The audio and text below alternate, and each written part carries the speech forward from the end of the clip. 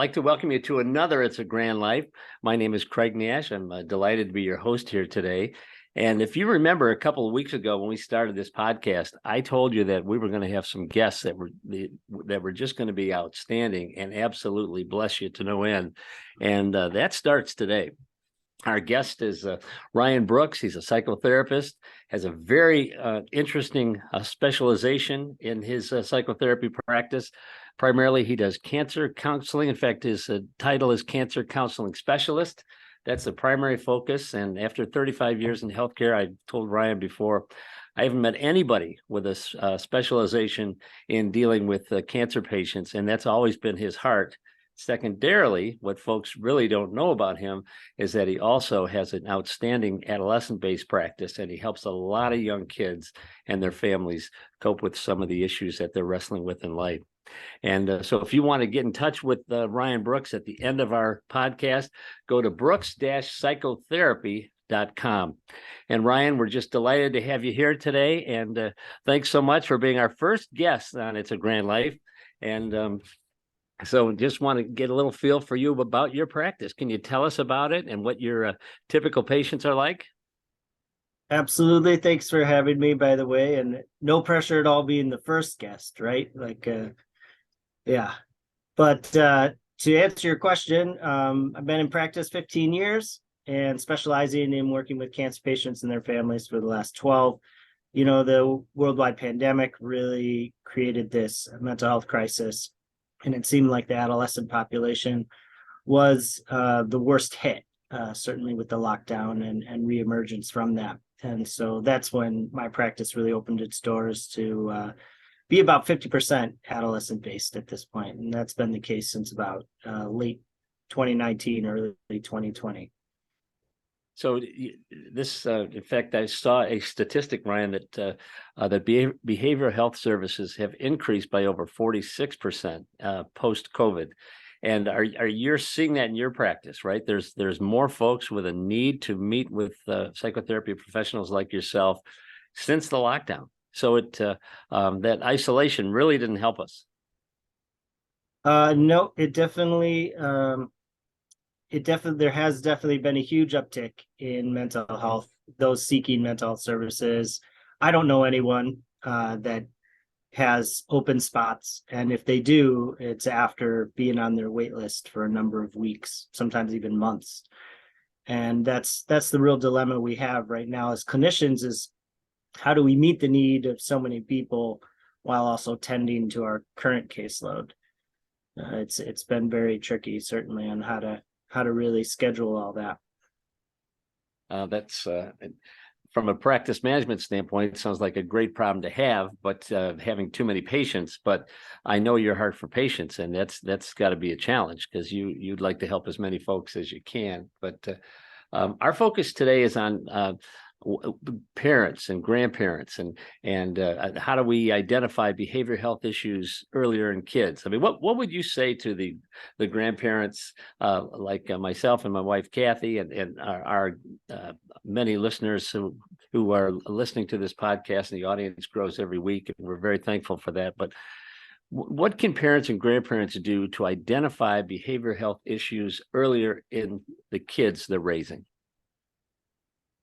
Yeah, absolutely. And to state first, what would I say to grandparents who now find themselves willingly or otherwise in a caregiving role is God bless you, because you are filling a need that would otherwise put further burden on mental health services, because obviously these kids come into these family situations and because of just the adverse environment that they face otherwise. And so, you know, some of the real tricks to managing that new role has to be finding some kind of balance between the life that you imagined yourselves to be living in the later part of your years, perhaps even in retirement, where you guys probably spent your entire life making plans, setting up goals, setting up arrangements, having dreams that you're aspiring towards and still working towards. And then now you thrust yourself back into this child rearing role in someone's life that you hold very dear and care very much about. The balance itself like seems to be between how do we manage your guys' goals for yourselves, and also now caring for a younger person, because those are often seem like they might be in conflict. And it's, while it is something that you're willingly doing, it often leads to unintended consequences that we don't anticipate, like having to sacrifice in ways that we maybe didn't intend. And we go in with a caring heart, but that your job is very practical in its orientation. You're having to be super intentional. It's not just about taking the kids over the weekend while their parents go off on a romantic vacation. This is like a full-time job now all of a sudden. And so reawakening some of those caregiving intentions that you would have had with your own children, while also balancing that out with, all right, what are our goals right now for, be it travel, be it hobby making, be it settling down and eliminating some of these obligations that you have in your life. I mean, that's a real trick for certain. Well, it absolutely is. And if you're new to this, to having a grand family or this grandparenting role where you become the parents, you are absolutely different than your peers. I mean, most of my friends are, in fact, one of our associates here at the office, she's spending 2 months in the winter down in Florida.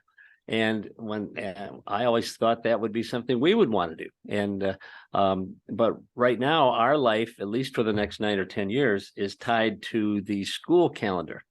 And schools don't get 2 months off in the winter to go to Florida, although they should. But so that's been quite an adjustment, and it's just something. If you're committed to your grandkids, you'll do absolutely anything to help them get a good start in life. And but it is totally different, and there's the whole retirement issues and just the change of schedule. And it is a daily occurrence, but we're also wrestling with some cultural forces, Ryan, that are quite a challenge, that were different than obviously than when I was coming up, and then when I was raising my kids. They've gotten way more intense. And in fact, you and I had a discussion last week that I thought was just so practical. In fact, this is one of the benefits of having a friend like Ryan Brooks.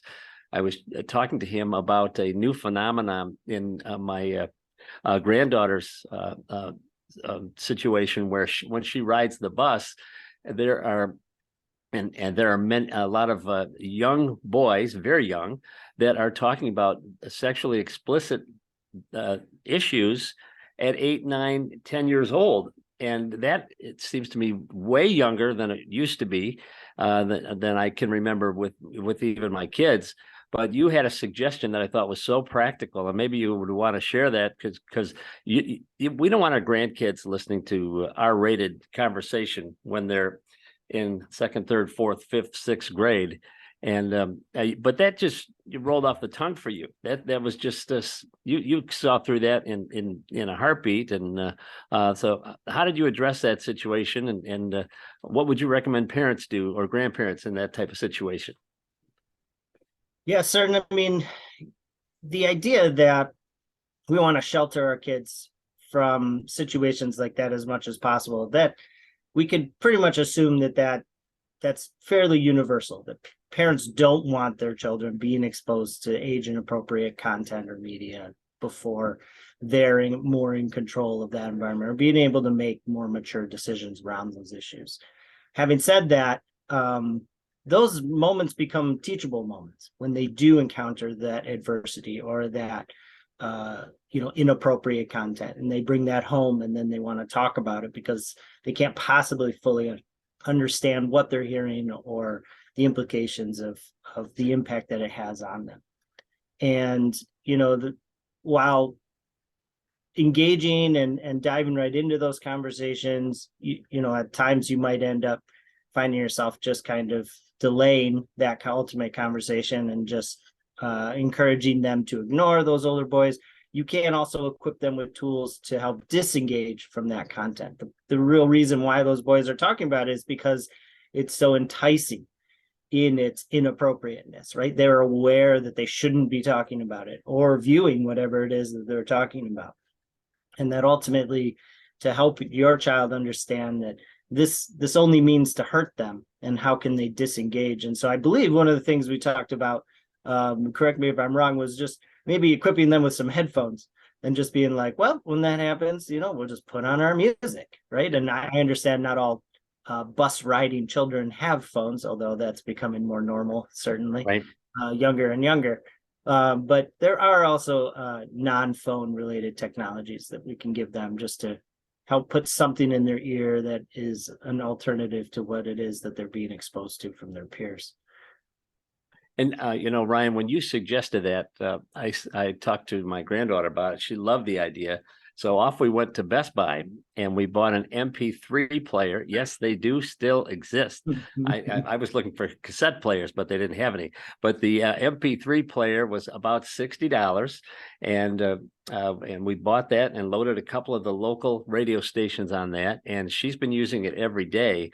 So that has been just so practical. And you can even add your own music if you'd like, or even other media forms on that MP3, but that very quickly solved a problem for us, and it was just so practical, and I thought that was absolutely terrific. But you brought up something a little earlier that when you mentioned how challenging it was to find a therapist with openings, and that could even take months, and how would you suggest that as caregivers we navigate this? Yeah, I mean, that is certainly the real challenge. So what I do actually actively encourage people to do is to put their child's name on as many wait lists as possible. Okay. Because things do shift, and I might not have an opening on a Tuesday after 3:00 for like 2 years, and then all of a sudden two people want, their job changes, or something opens up, and if you're not on that wait list, that's not your spot to have.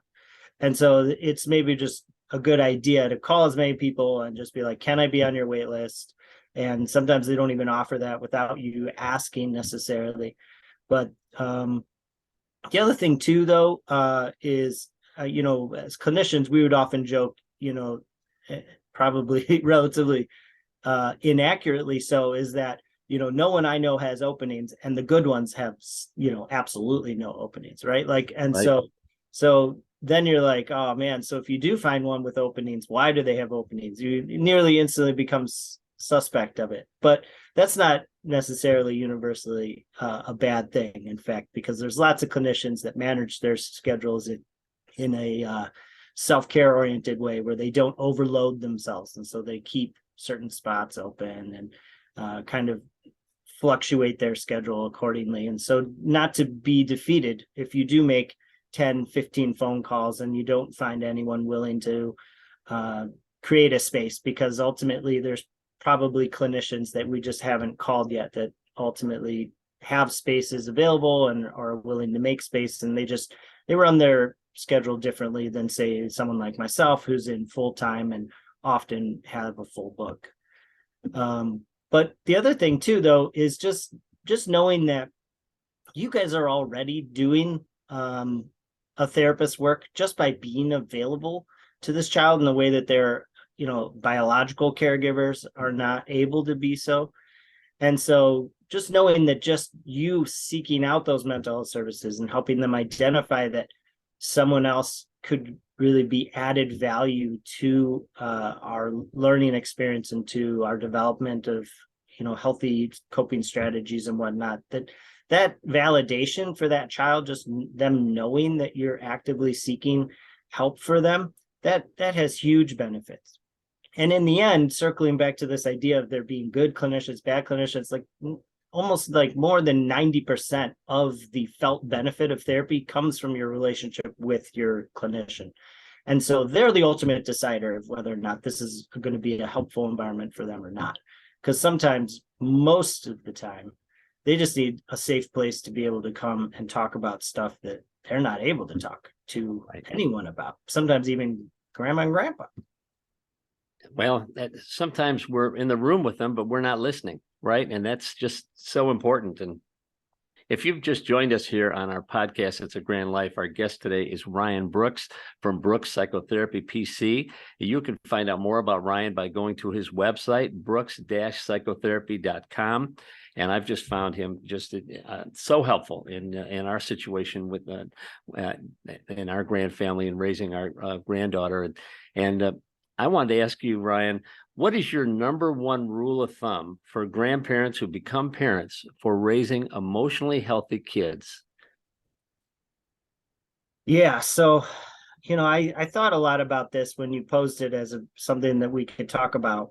And I have to say, one of the bigger things that I find to be most debilitating, this might be a backwards way of answering this question, but the most debilitating factor that gets overlooked is the role that fear plays in parenting or in grandparenting. And we can pretty much refer to those two things as synonymously because you're doing a parent's job. Mm-hmm. And so fear has just a terrible way of contaminating our ability to set and enforce boundaries. And for a child, even ones that hate boundaries or the idea of boundaries are always pushing boundaries, boundaries make children feel safe. And it's fair to say that 99% of the time, a grandparent finds themselves in a parenting role is because that child's original environment is not safe. And so providing that child with safety, which means boundaries, which means enforcing and holding those boundaries, oftentimes rigidly, is the most important part. And fear just becomes this enormous debilitating factor where we could think of infinite number of reasons why we might bend this boundary, why we might not enforce this boundary. Well, it might make them upset. It might make them hate us. It might make them act out. They might push back. All the other children are doing it.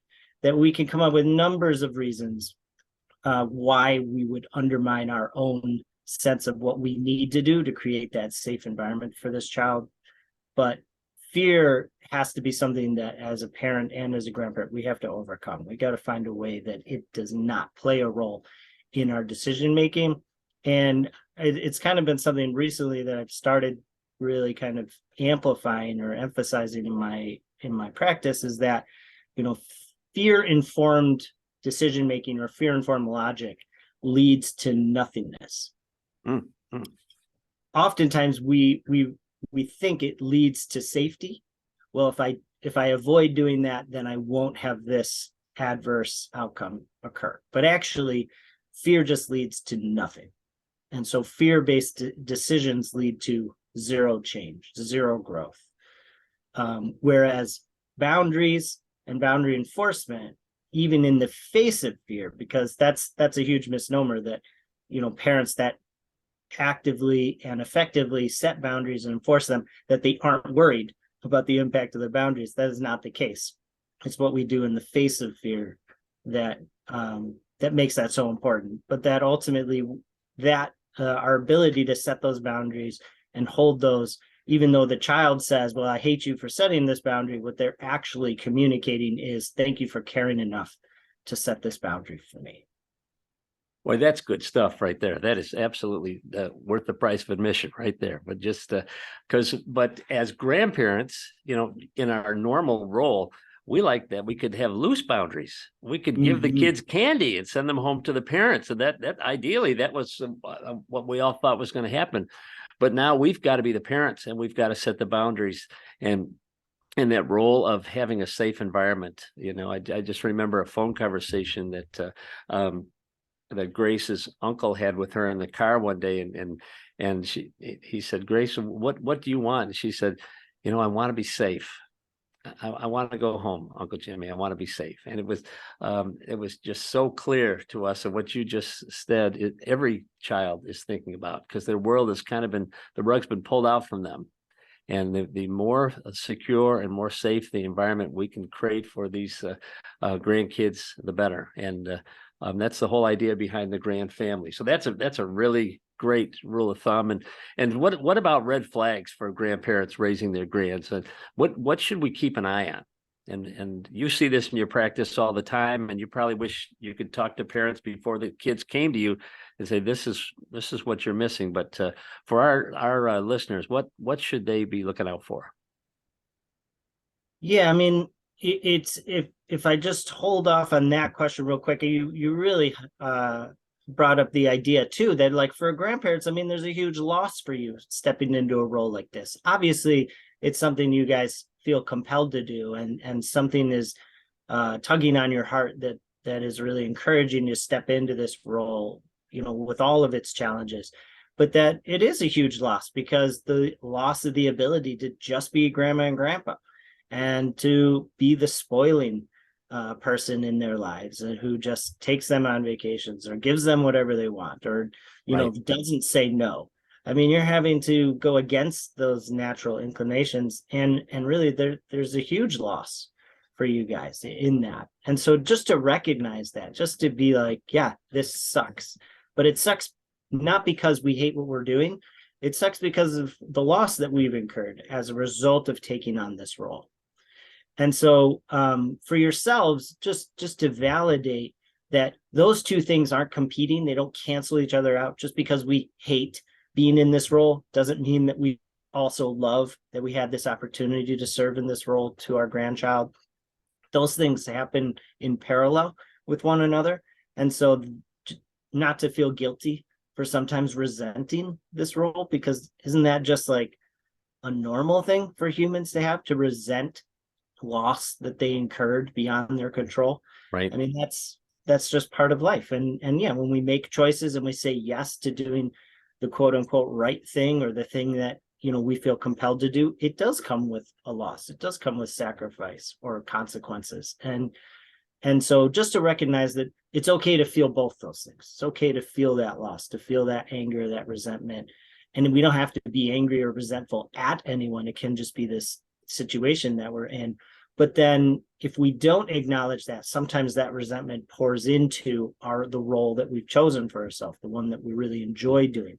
And that can be confusing. So just to acknowledge that those two things are happening in parallel, simultaneously alongside each other. And so it's okay to dip into both of those states of emotions. When it comes to red flags, that's kind of like really being aware of what the trends are in the kind of trouble that children these days are getting into. Oftentimes I really encourage anyone in a parenting role that presents in front of me to pick a parenting philosophy. And there's lots of them out there. You can create your own. I do advise reading a couple of books before you do so that you're using one that's kind of empirically based and using best practice guidelines, so that we're not just creating the TikTok philosophy of parenting or the screen-oriented parenting philosophy, but that we would read a book on love and logic. And you don't have to rigidly adhere to that, because any amount of incorporation of those skills, those strategies into how you're parenting and grandparenting, that ultimately that's going to be beneficial to the child. And you can adapt that and make that your own.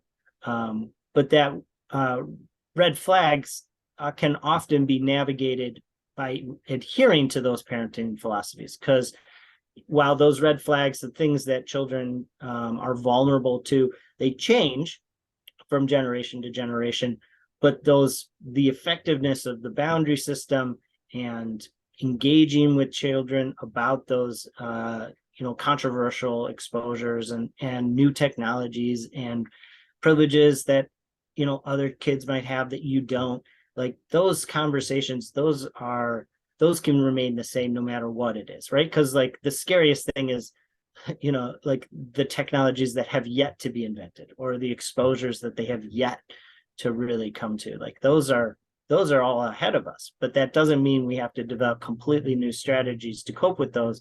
It just means we need to reflect on how our parenting philosophy is going to manage this new situation. And so to really find yourself rooted in a parenting philosophy can help give you confidence as you become more competent in your ability to enforce those boundaries and hold to those rules. And, love and logic is the one I really promote most these days. Certainly been around since the 80s, but has been most popular in kind of more recent decades. And that's the book you would recommend, Love and Logic? Yeah, like there's a lot of books on it. I think there's one kind of like soul book that was designated as the inception of this parenting approach. But actually, there's a lot of kind of tangents that have come from that. And as long as maybe your search criteria is love and logic, if you're looking for a book, that all of them are going to offer you valuable strategies and philosophies to use. That's absolutely great. I wanted to ask you before we let you go about social media and raising grandkids. I mean, how should we manage this in our kids' lives? Just using the way you said it, trying to find ways that social media doesn't become the thing that raises your grandchildren, perhaps. And so, social media itself is it's elective. Oftentimes we get lost in the trends and the normality of these things. And so we associate things that are normalized to be things that are beneficial. And, you think of even scripture that suggests that these things are permissible, but not really beneficial to. So if we're rooting ourselves in a faith-based way of parenting, that's going to be perhaps our is that, yes, everyone has this. Yes, you want that. Yes, of course, it'd be so easy to just set this up for you, but that doesn't necessarily mean it's in your interest. Mm-hmm. And I use this, it's kind of a cheat, right? Because I'm a mental health clinician. And so I have the benefit of insight when it comes to how to answer this question. But actually, one of the things I regularly ask myself as a parent as well of a teenage high school student is that I sometimes, when I'm struggling with a decision, or I'm being asked to bend a boundary or to incorporate a new technology or social media or whatever, social media being a more recent dilemma that I've been facing, is that I ask myself, okay, has anyone ever wound up in therapy because their parent denied them access to social media? And the answer is no. Nobody arrives in therapy at 18 years and one day and says, my life has been terrible because I've never had Instagram and my parents ruined my life. However, the opposite is absolutely true, that children wind up in therapy continuously. And in a lot of my adolescents, that's all they talk about is things that have happened in social media that have led to adverse emotional distress. And so that's a really powerful tool I encourage you guys to use, is to consider, if we're going to be seeking mental health services one day because we provided this child with this. Having said all that, I am a believer that you can teach children how to use these things. And so to set rigid boundaries that you're not to download, you're not to engage, you're not to create, and until we do it together, then we can watch YouTube videos as the caregiver, we can read books, we can read articles on how to healthily introduce this, which is usually just kind of hand-holding them through that process, agreeing that we're going to read our social media posts together later in the day, not in the middle of school. And of course, you can monitor that by just, looking at how your child's using screen time with their phone. But that ultimately you go through it together and you go, all right, what do we think about this post? What do we think about what this person's saying? Like, this isn't very nice, right? Those are low-hanging fruit statements because there's a lot of things that are interesting, a lot of things that aren't very nice. So, yeah, if you are going to go down that road, just to be willing exhaustively, because this isn't, this does exhaust us. It is extremely fatiguing monitoring this on a daily basis. I'm not telling you anything you don't already know, but that if you are going to introduce this, that you're willing to exhaustively monitor that and walk them through that process, because that's giving them an avenue. It's giving people access to them in a way that they wouldn't normally have or naturally had in the last until 10, 15 years ago. Well, my last question for you today, and the longer we are here on this podcast, the more I'm convinced you've got to come back and talk about social media and boundaries and some of the other things that you just touched on, because that is so helpful and so necessary for those of us in the grandparenting role. But you mentioned scripture, so I wanted to ask you: we make time in our lives for all these different things, especially in this newfound role as grandparents raising grandchildren. How important is faith a component in a child's life, in your opinion? Yeah, I mean that's like asking like how important is oxygen in a child's upbringing. I mean, you're providing this child with a framework to view the world that isn't available to them anywhere else. And it's timeless and it's applicable in all situations. And if we're able to equip them with a foundation in a belief that they don't have to be a part of the world to live in the world, that they don't have to develop the belief system of the world just because their friends do, that there's alternatives, there's other options, and those lead to peace, and those lead to happiness, and those lead to joy and to hope, whereas pretty much everything else in the world leads to other things, right? And or at least those, perhaps a faith-based foundation leads to long-term. A lot of the things they encounter in the world are going to be short-term happiness or short-term hope or short-term joy, and not necessarily last in the same way or be useful in overcoming adverse situations. And so, I mean, when you talk about grandparenting and parenting and the role that, engaging them in church is going to have in their life, we're coming from a season too where church and religion wasn't always a positive thing in young person's lives. That oftentimes it served as a debilitating factor. And thankfully, religion, church, and spiritual organizations and institutions, they've become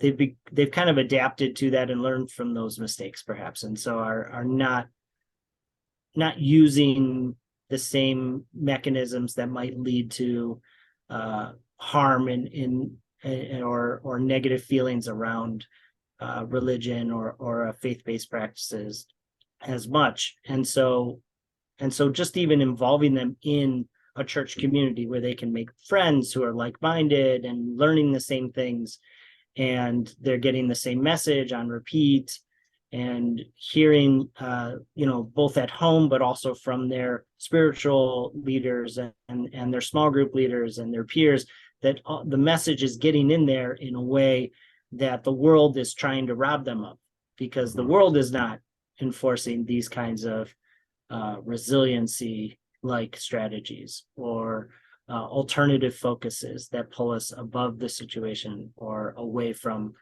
being so tunnel visioned about what did so and so say on Snapchat or blah blah blah blah blah.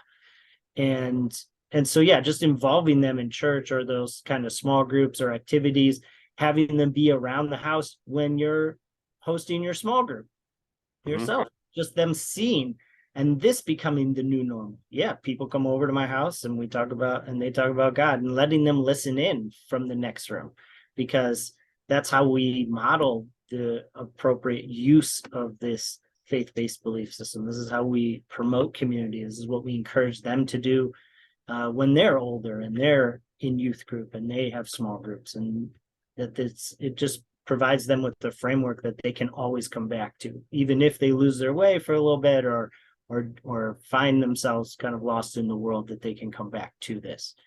And so you don't see the fruits of that for 20 some years, right? And that's right. All is like you're investing in things now that you won't know if it was going to work or not for at least another 10 or 15 years.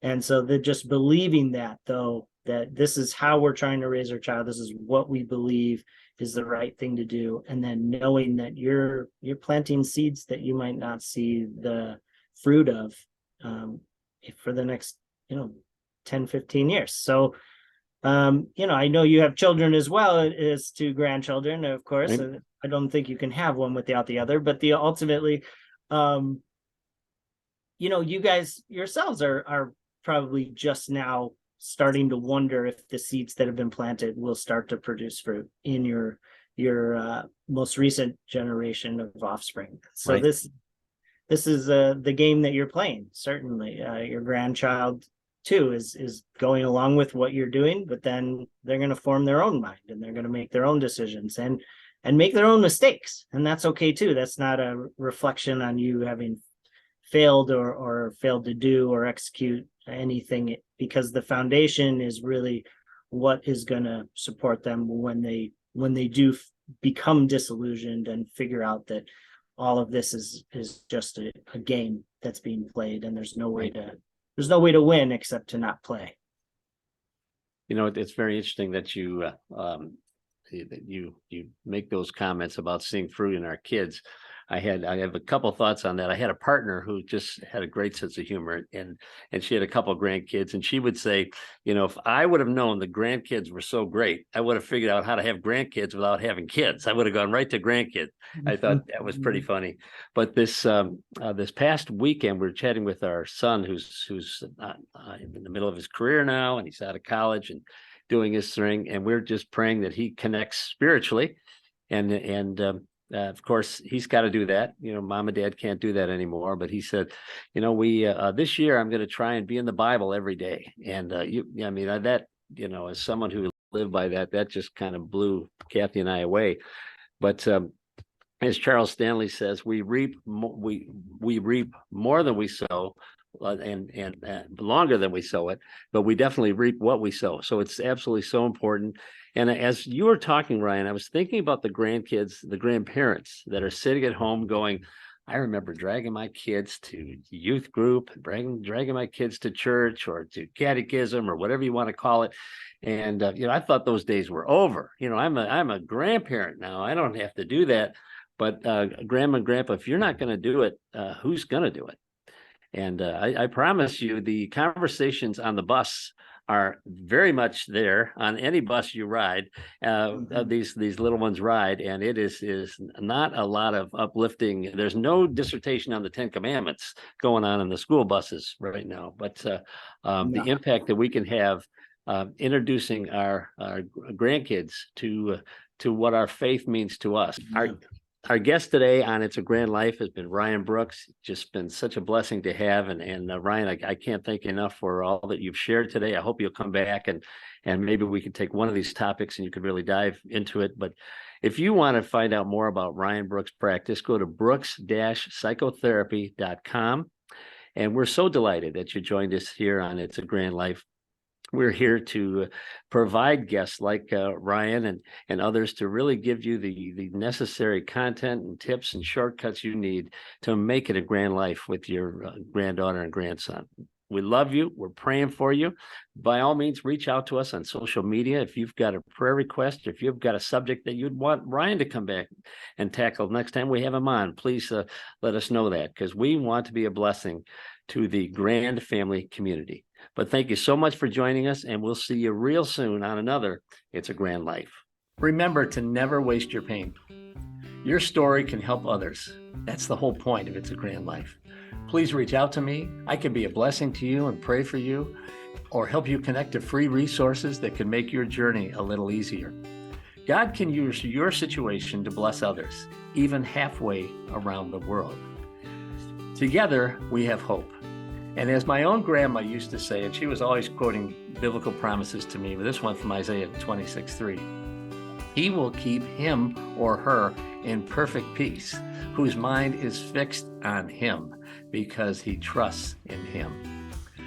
Please make sure to subscribe on YouTube or wherever you get your podcasts so you don't miss an episode. I look forward to talking to you again real soon, but remember, with God's help, it's a grand life.